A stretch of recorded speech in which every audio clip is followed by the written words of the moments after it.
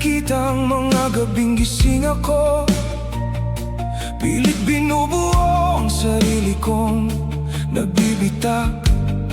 At mga araw nang ngumiti ako, hindi dahil masaya, kundi dahil kailangan.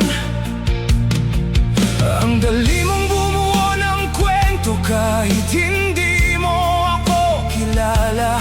Habang pilit mo akong inuunawa, lalo mo lang nilalayo ang totoo. Sa mata ng iba, iba ako sa kung sino talaga ako. Ginawa mo kong kwento na hindi ko naman isinulat. Kung alam mo lang ang laban na hindi ko ipinapakita, baka matahimik ka rin at matutong magtanong.